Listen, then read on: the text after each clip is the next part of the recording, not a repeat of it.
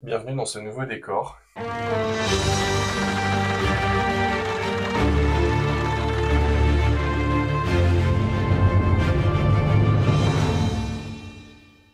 Quelques mois entre-temps ont passé. Il y a la dernière vidéo que vous avez vue il y a 2 semaines. Il faut savoir que cette vidéo a été tournée il y a quelques mois. Voilà. Pour cause de ce nouveau décor, bien évidemment, le déménagement a été fait entre-temps. Et coupe de cheveux aussi pour ma part. Pareil pour moi aussi. Ouais, il disait un peu. Ouais, mais toi, t'avais déjà pas grand-chose. Ah putain. Ok. Oui. Ah, allez, arrête, c'est bon. Bon, Nico, pourquoi on se voit aujourd'hui? Point technique numéro 3. 3, turbo. Aujourd'hui, ouais, on va parler du turbo.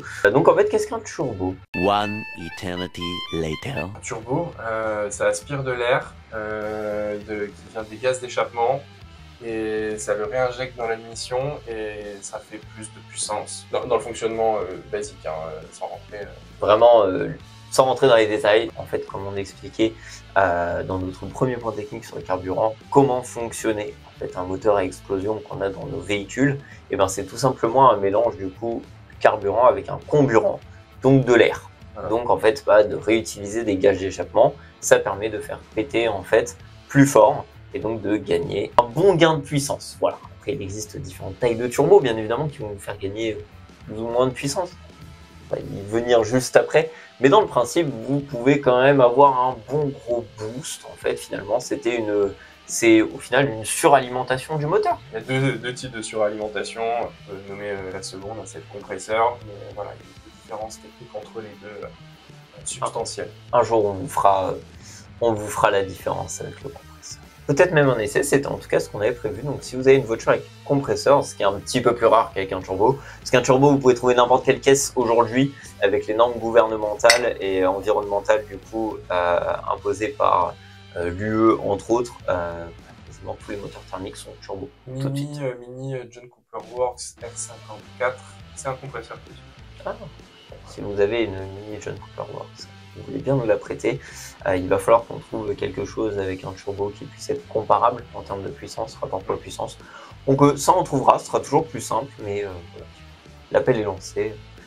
Nous, ce sera avec grand plaisir. Qui a inventé le turbo?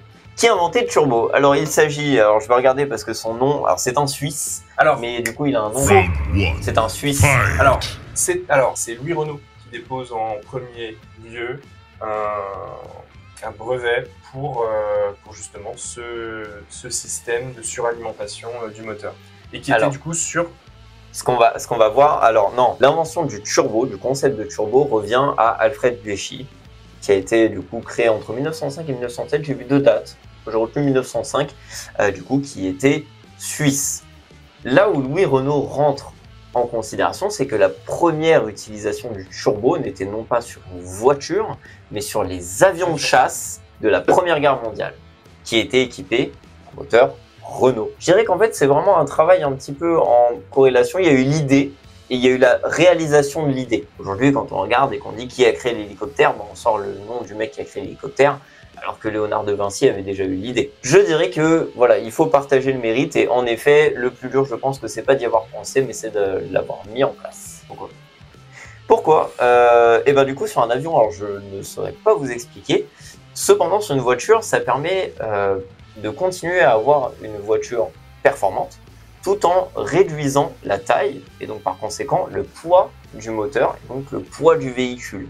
Donc ça permettait d'avoir des véhicules qui consomment moins aussi. Bon, bien que dans les années 20, quand c'est apparu, c'était pas trop le problème. Le problème étant surtout de gagner du coup en poids, parce que la voiture était très lourde. Voilà, on ne connaissait pas l'aluminium, on connaissait encore moins le carbone. Donc on avait de la bonne grosse ferraille quoi, sur les véhicules. Donc forcément là où on pouvait gagner un peu de poids, surtout en course automobile, et ben on le faisait. La première utilisation du turbo que j'ai trouvé, alors j'ai pas trouvé ça sous cette appellation de turbo, j'ai trouvé suralimenté. Vraiment c'était quand même. Oui, dans le principe, c'est pour ça que je me suis dit, en vrai ça fonctionne. Et donc la première utilisation serait en 1927, le constructeur Alfa Romeo qui sort du coup sa voiture de compétition pour l'année. C'était une voiture d'endurance justement, qui avait fait les 24 heures à Spa, etc. Qui sort du coup le modèle 6C 1500. 1500 pour les 1,5 litre de cylindrée. Donc 1,5 litre de cylindrée, sur un 6 cylindres en ligne. Pas beaucoup. C'est pas beaucoup, ouais. Non, C'est très très petit. Et justement, il y avait un gain énorme dû au fait qu'il y ait très peu de cylindrées par cylindre. Et fait assez amusant, eh bien, c'est qu'il y a un certain personnage qui a conduit ce véhicule sur le circuit de Modène et qui a gagné avec cette voiture. Et son nom n'est pas inconnu. Son nom n'est pas inconnu puisqu'il s'agit de... Fangio? Non. Ah non, on va la rappeler. Non, encore plus connu que Fangio. Ah, pas l'homme au journal là, qui est vénère là? C'est l'homme au journal qui est vénère. Ah, bah oui, forcément. Enzo Ferrari. Ce qui sera drôle, c'est que Enzo Ferrari a gagné avec cette voiture en 6 cylindres en ligne turbo. Quand lui, il a fait de toute sa génération et sa marque de fabrique jusqu'à sa mort, le V12 étant le... Et sans jamais y incorporer un fucking turbo. Exactement. Il était contre. On est entouré aujourd'hui que de voitures turbo, hein, la Senna, la 918 Spider, les voitures qu'elle a, surtout celle-ci, très reconnue pour le turbo. Ouais. Dans une certaine franchise de films, ils ont fait l'apologie du turbo. Hein. Ah oui, ça a fait rêver tous les gosses d'avoir une voiture avec un énorme turbo. Mais j'ai pas assez gros ton turbo! GZ MK4 full exhaust. That's what we want, boys. C'est un rêve en effet. C'est un rêve en effet. La première voiture qu'on va recenser ayant été équipée d'un turbo de série, et ben à ton avis, c'est laquelle? One eternity later. C'est une voiture française? Non. Ah, c'est une voiture allemande? Non plus. C'est une voiture italienne? Non plus. Oui. Oui, c'est étonnant. Chevrolet Corvair Monza Spider, qui était toujours plus long. Ouais, c'était vraiment très long. Donc en 1962, et on est en présence d'un véhicule qui est équipé d'un flat 6 turbo. La mort au virage, quoi. Comme du coup beaucoup de 911 turbo. Ouais, c'était vraiment les voitures du chétal. Il s'avère que ça a été pas du tout des réussites commerciales.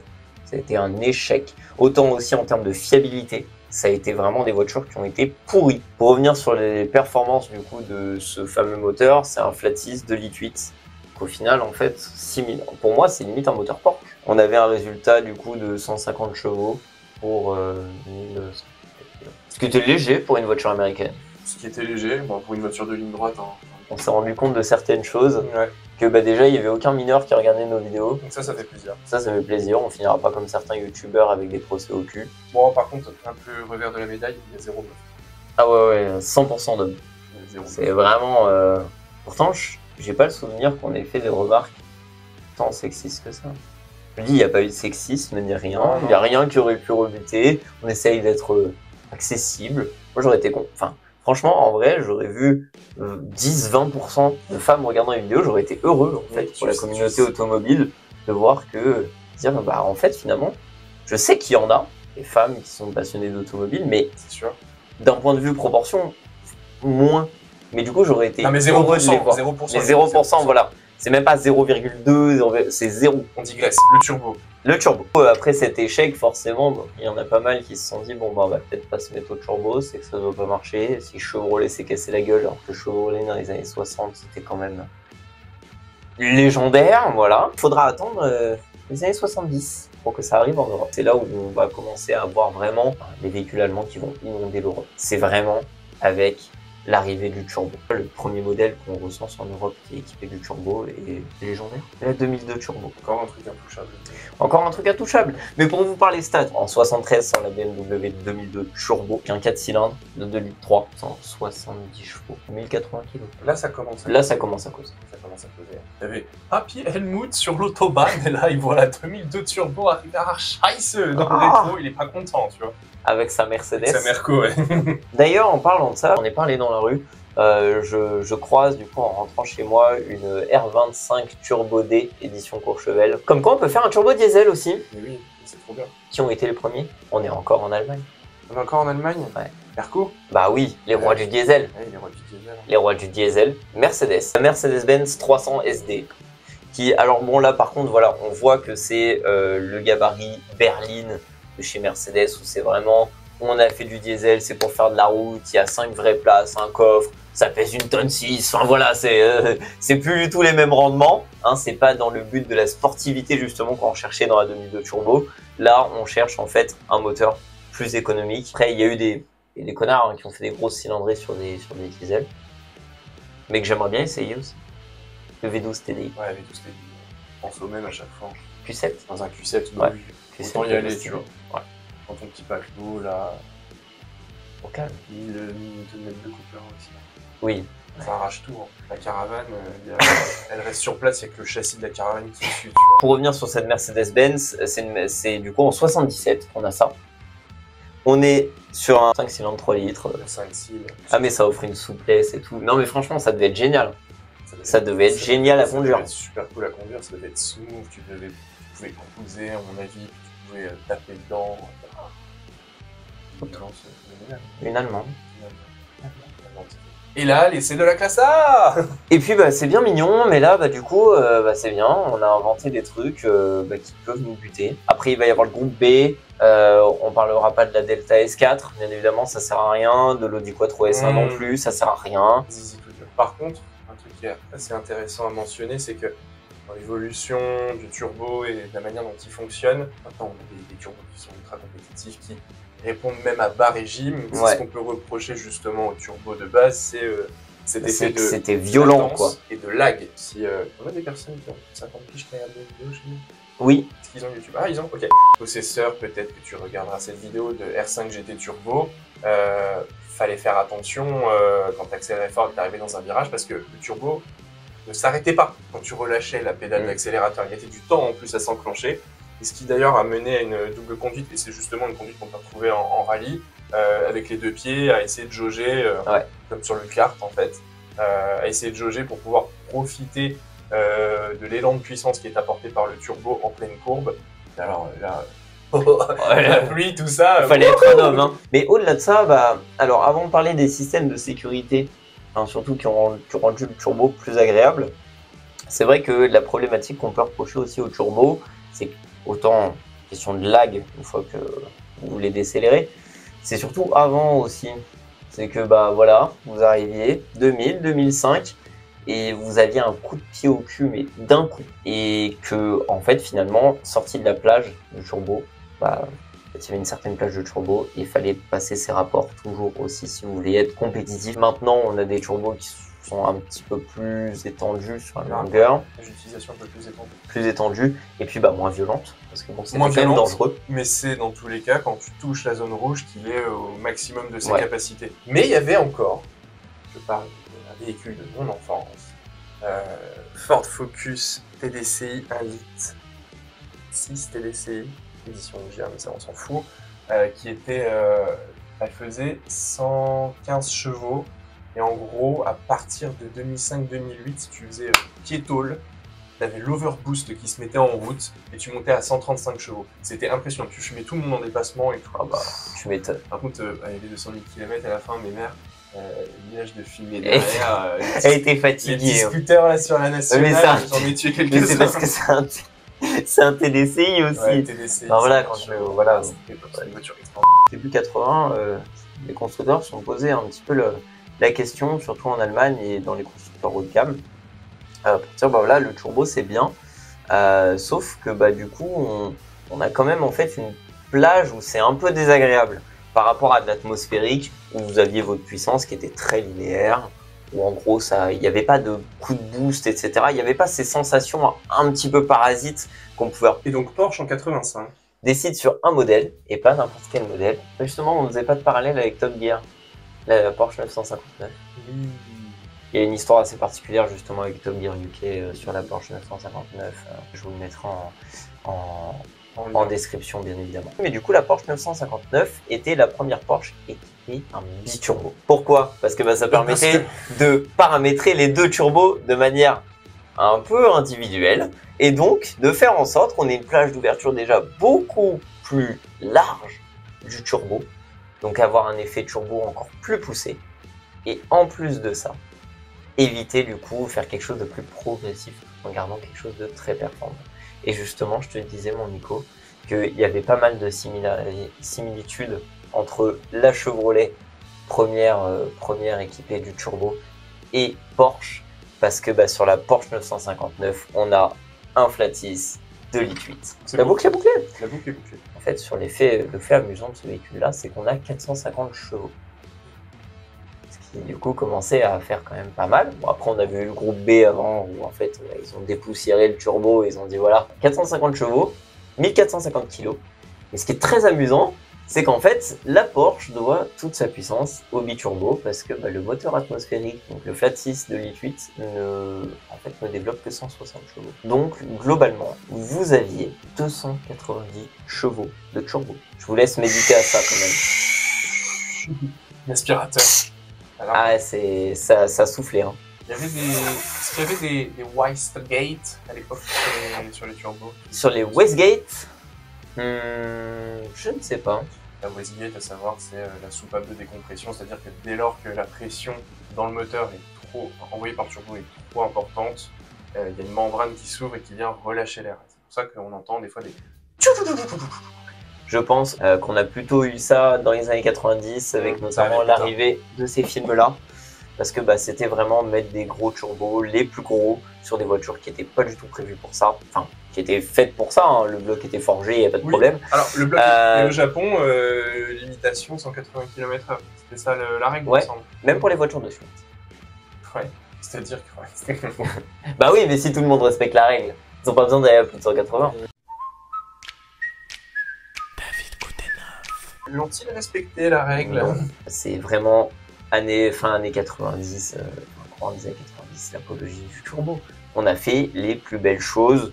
Point de vue turbo, les Japonais ont mis la main dessus, ils ont fait bon écoutez, nous on peut vous proposer ça, ça, ça.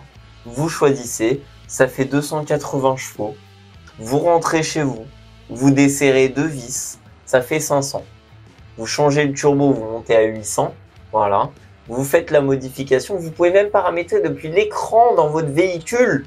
On est en 98. Le JZ, no joke. Écran dans le véhicule, non, sur la Skyline. Sur la Skyline, ouais. Sur les Skyline, vous rentrez, vous aviez votre petit écran, vous pouviez tout paramétrer les performances de la voiture. C'était fait pour ça. Les mecs étaient déjà dans Gran Turismo, ils ont fait de Gran Turismo la vraie vie. Ouais, non. Après, ils ont abandonné l'ère du turbo. En fait l'apologie de ces véhicules des années 90 surtunés à balle, mais avec un tuning de qualité, pas comme en France. Et donc, justement, ouais, tu parlais de lag tout à l'heure. Oui, par rapport au temps de latence, justement, de cette magnifique pièce mécanique qui est le turbo. Et donc, suite à ça, a été inventé ce qu'on appelle l'ALS, qui est l'anti-lag system. Pour un passage de rapport plus efficace, et il faut décompresser son turbo parce qu'on change de régime moteur. Et donc, si en fait votre turbo il est full chargé et que du coup vous arrivez à 2000 tours et que du coup il doit recharger, le turbo ne comprend plus trop ce qui se passe. Et donc, en fait, on entend souvent une détonation assez puissante qui est du coup l'ALS, donc qui permet de décharger tous les gaz d'échappement contenus dans le turbo au passage de rapport, pour permettre du coup une reprise de fonctionnement normal du turbo après avoir passé son rapport.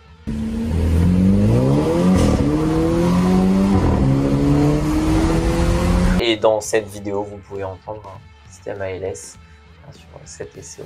Donc du coup, avantage du turbo, ça permet du coup d'avoir des moteurs plus petits, des véhicules plus légers, et de pouvoir accroître leur puissance par rapport en fait à la cylindrée du moteur de base. Et en lien avec le downsizing, voilà, une C3 sans turbo, ça fait quoi, 70-80 chevaux, avec un turbo, on fait 110, 130 chevaux. Après, c'est pas sur ces véhicules-là qu'on voit le plus gros phénomène de downsizing. Hein. Non. Moi, j'ai un modèle, alors du coup, qui devrait être renommé, parce que le C63 MG. Alors, déjà que le C63 MG, ça fait un moment qu'il fait plus 6 litres 3 de cylindrée. Il est passé de V8, V6, et là, le dernier, 4 cylindres. Mais attention, 4 turbos. Un turbo par-ci. C'est... Parce qu'après, c'est un moteur 4 cylindres, 2 litres. Ouais, non. Plus de 600 chevaux. Mais c'est vrai que du coup, on arrive dans une phase un petit peu triste où, en fait, on voit des modèles emblématiques qui, du coup, devraient s'appeler un C20 AMG. Alors là, du coup, on vient de citer les avantages du turbo. Bon, on a cité quelques inconvénients, mais qui sont aussi chronologiques à l'histoire du développement de cette technologie. Donnez des tips à des personnes qui ont des vieux véhicules diesel, des TDI, des turbodés, etc. Non, les Mégane, Mégane 2 là, le 2 litres, 2 litres 1, 2 litres je sais pas quoi DCI là, de l'époque, qui avait une problématique avec le turbo qui s'emballe permanent. D'ailleurs, il y avait eu un accident avec un espace de 2005. Bref, je rentre trop dans les détails. Ouais. Mais non, parce qu'en fait le turbo s'était emballé, le mec n'avait pas su quoi faire. Alors déjà, vous ne coupez pas le moteur, parce que dans tous les cas, Le turbo continuera de tourner, Il va c'est une continuer. turbine en fait. Donc c'est. Bah. il va s'auto-détruire en fait. Ouais. La chose qui est conseillée dans ce genre de situation, c'est tenter déjà de réduire sa vitesse en freinant, etc. Et surtout, donc, de redescendre les rapports et arriver à une vitesse où on entend tapoter à 50 km/h, le turbo il continue de rouler, de caler une 6e, tu vois, pour faire caler la voiture. Et caler la voiture et tu t'arrêtes. Ça peut vous sauver La votre véhicule. Ouais, la vie. Ouais, parce que pour une explosion de turbo, ça fait pas plaisir. Non, il y a des images sur YouTube, j'en ai vu en, Ça fait flipper, en préparant le PT, là, j'ai vu des explosions de turbo, j'ai dit ah ouais, Ah ouais, c'est pas drôle en fait. Alors, Ouais, mais avec la faut mettre technologie la 6. d'aujourd'hui, quel est l'inconvénient du turbo? C'est une pièce mécanique en mouvement. Ce qui peut faire tuer votre turbo, au final, c'est un défaut de graissage. Donc, s'il y a une fuite d'huile quelque part, c'est là où ça peut vous le tuer. Chose importante aussi à respecter, et c'est là où on peut maudire le start and stop sur nos véhicules modernes, et notamment la DS3. Après une bonne session là, au château de Saint-Bonnet de Mur. Saint-Bonnet de Froid. Saint-Bonnet de Froid, oui. La voiture se met en start and stop et donc elle se coupe, alors qu'au contraire, Il faut laisser la voiture 15-20 secondes, si ce n'est jusqu'à 30, ça dépend quel modèle de turbo vous avez, quelle année de voiture aussi Oui, vous voilà. avez, parce que c'est pas la même technologie en fonction. Après, si tu t'es calmé un petit peu sur les 3 km précédents, ça va aussi. Voilà. Mais si tu viens vraiment de juste lever ton pied de la pédale qui était collée contre le châssis et que tu t'arrêtes tout de suite, et que tu coupes, coupes le contact, laisse tomber. Tu peux flinguer ton turbo parce que du coup la pompe à huile n'est plus alimentée, enfin ne fait plus son rôle et donc du coup le turbo ne reçoit plus d'huile qui est nécessaire à sa lubrification. À savoir qu'un turbo, ça, en termes de température, quand c'est en pleine charge, on est à plus de 800-1000 degrés à peu près dans ces eaux-là. Donc en fait, il faut laisser la voiture au ralenti, voilà, vous mettez le point mort, ça vous laisse le temps de récupérer un peu vos affaires qui traînent dans le véhicule, vous laissez le contact. Et en vrai, voilà, le temps qu'on prenne son téléphone qui est dans la couloir, le machin, le truc, peut-être quelques affaires qu'on a. Voilà, il s'est facilement passé 15-20 secondes. Vous regardez où vous êtes, vous stoppez Waze et puis voilà, vous mettez comme ça, il a pu s'arrêter tout en étant correctement. Parce que quand c'est pas lubrifié, ça peut faire mal et ça peut amener la casse. Et ça coûte très cher, parce que du coup, c'est pas juste la casse du turbo. Alors déjà, la casse du turbo coûte très cher. Je pensais que tu parlais du frein. Du frein? Quel frein? Ceux qui comprennent, là, vous mettez dans les commentaires la rupture du frein, tout ça. Ah oui, non mais j'ai compris.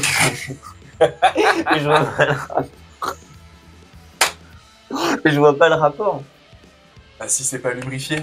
Ah. Ah ouais, ok. L'esprit de la journée. Oh putain. Honnêtement, franchement, voilà, le turbo c'est cool.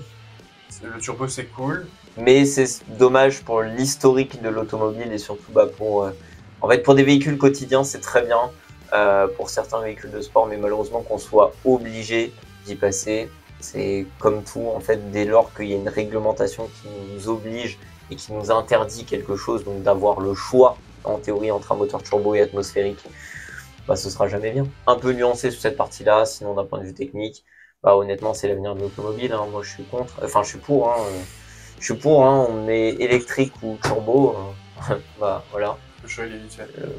La question est vite répondue, comme dirait l'autre. En fait, malheureusement, c'est qu'on ne va plus avoir d'atmosphérique comme on n'aura plus de diesel. Et donc, la seule façon de continuer à rouler avec du thermique, ce sera d'avoir une petite cylindrée en 3 ou 4 cylindres, max 2 litres, avec X turbo. Ça va être incroyable parce que ce coup, on va retourner sur des 2 cylindres, des 10 cylindres du coup, comme une 2 chevaux. Est-ce qu'on pourra mettre un turbo sur la 2 chevaux? Si on les fabrique bien. Oui. Toujours dans le souci de l'efficience, l'économie. Tu vois, en vrai, un bicylindre forgé, il peut prendre cher. Hein. Je vais faire une recherche YouTube après le PT, là, direct, je vais voir s'il y a eu un bicylindre forgé qui a été fait. Bon. Mettez-le en commentaire si vous connaissez, ou mettez le lien, comme ça pourra m'instruire. Et s'il y en a qui veulent qu'on fasse un petit projet de construire une voiture bicylindre avec un turbo. On peut réfléchir à ça. Bon, FT1. le problème c'est que mon niveau de mécanique, c'est la démo de Car Mechanic Simulator 2021. Quoi. Trop bien. Je pense qu'on a fait le tour. Ouais, on a fait Mon cher Lino, là, je pense qu'on a bien dégrossi le sujet. On a dégrossi le sujet. Bon, bien évidemment, c'est pas complet. Bien évidemment, vous pouvez nous cracher dessus. Allez-y, ça nous fait J'adore, plaisir. j'adore. On est Moi, de heureux. toute façon, c'était soit YouTube, soit YouPorn. Donc, bon, sur ce, passez une très bonne soirée, une très bonne journée. C'est pour que vous nous regardez. Surtout, ne perdez pas vos amis, vos enfants.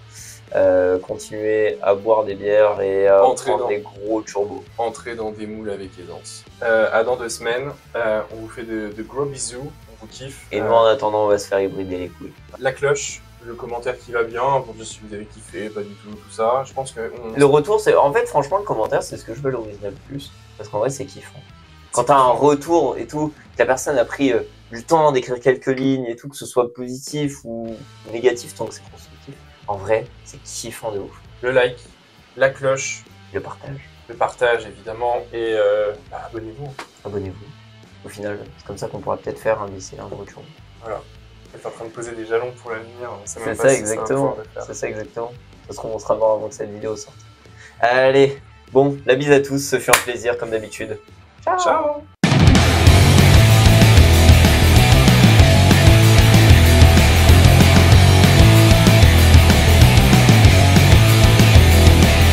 Je sais ce qu'il faut qu'on fasse pour avoir une communauté Les éclectiques. exactement, qui rentre. Il faut qu'on fasse une vidéo sur comment changer une roue. Ça, Oh. ça c'est machiste. Oh. Oh, ça c'est pas bien.